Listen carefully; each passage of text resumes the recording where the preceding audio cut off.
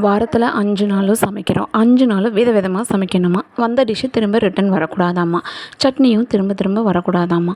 அதே மாதிரி ஒரு நாளைக்கு 2 சமையல் நடக்கணும். காலையில் சாப்பாடு, அப்புறம் நைட்டுக்கு எப்போவும் டிஃபனாக இருக்கணுமா. அதுவும் வந்ததே திரும்ப வரக்கூடாதாம். அதுவும் ஹெல்த்தியாக வேறு இருக்கணுமா. ஆயிலே இருக்கக்கூடாதாம்மா. உடம்பு சரியில்லைன்னா நம்ம தான் சமைக்கணும். உடம்பு நல்லா இருந்தாலும் நம்ம தான் சமைக்கணும். சோகமாக இருந்தாலும் நம்ம தான் சமைக்கணும். சந்தோஷமாக இருந்தாலும் நம்ம தான் சமைக்கணும். ஊருக்கு போயிட்டு வந்தாலும் நம்ம தான் சமைக்கணும். இதுக்காகவே ஊருக்கு போகிறதுக்கு பிடிக்காது. வெளியில் போயிட்டு வந்தாலும் நம்ம தான் சமைக்கணும். வெளியில் போயிட்டு வந்த டயர்டில் அவங்க படுத்துக்குவாங்க. நம்ம தான் அடுத்து என்ன வேலை செய்யணும்னு அதை யோசித்து செய்ய வேண்டியதாக இருக்கும்.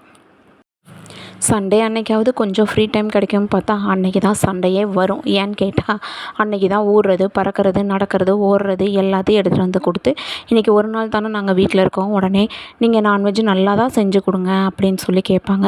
அன்றைக்கும் நம்ம தான் செய்யணும். செஞ்சுட்டு நல்லா கொரட்டை விட்டு தூங்குவாங்க. நம்ம செஞ்சது பூரா எடுத்து தூக்கி போட்டு ஒரு சிங்க்கு நிறைய எடுத்து போட்டு பாத்திரத்தை விளக்கணும். அதுக்கப்புறம் துவைக்கணும். அடுத்த நாள் ஸ்கூல் இருக்கும். அதுக்கு தேவையான யூனிஃபார்ம்ஸ் எல்லாம் எடுத்து வச்சு அயர்ன் பண்ணி அதுக்கெல்லாம் ரெடி பண்ணணும். இதை கொஞ்சம் கூட நினச்சே பார்க்க மாட்டாங்க. விதவிதமாக நமக்காக பார்த்து பார்த்து செய்கிறாளே, அவளை ஒரு நாள் உட்கார வச்சு செய்வோம் அப்படின்னு யாராவது நினச்சிருக்காங்களா? அது எதுக்கு நினைக்கிறாங்க? நீ வீட்டில் சும்மா தானே இருக்க, செஞ்சு முடிச்சுட்டு அதுக்கப்புறம் நல்லா ரெஸ்ட் எடுக்க தானே போகிற அப்படின்ற ஒரே வார்த்தை தான் அவங்க வாயிலிருந்து வரும். ஹவுஸ் ஒய்ஃபாக இருக்கிறதே இவ்வளோ கஷ்டம் அப்படின்னா ஹவுஸ் ஒய்ஃப் ப்ளஸ் ஒர்க்கிங் உமனாக இருக்கிறது எவ்வளோ கஷ்டம்னு யோசிச்சு பாருங்கள்.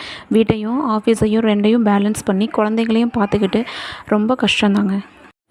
நமக்கு உடம்பு சரியில்லைன்னா கூட ஒரு ரசம் வச்சு கொடுக்க ஆள் இருக்க மாட்டாங்க. அப்போ கூட நம்ம ஹஸ்பண்ட் என்ன சொல்லுவாங்க தெரியுமா? ஒரு ரசத்தை வச்சுட்டு படுத்துக்கம்மாம்பாங்க. நமக்கு ரசம் வைக்கிறதுக்கே வழி இல்லாமல் இருக்கும்போது அவங்களுக்கு எப்படிங்க நம்ம வைக்க முடியும்? நான்லாம் கல்யாணத்துக்கு முன்னாடி சமைச்சது கூட இல்லைங்க. அம்மா அப்பா பார்த்து பார்த்து எனக்கு செஞ்சாங்க. ஆனால் நான் கல்யாணத்துக்கு அப்புறம் என் ஹஸ்பண்ட்காக பார்த்து பார்த்து ரசித்து ருசித்து செஞ்சேன். அவர் ஒரு நாள் கூட உனக்கு என்ன வேணும்னு கேட்டது கிடையாது.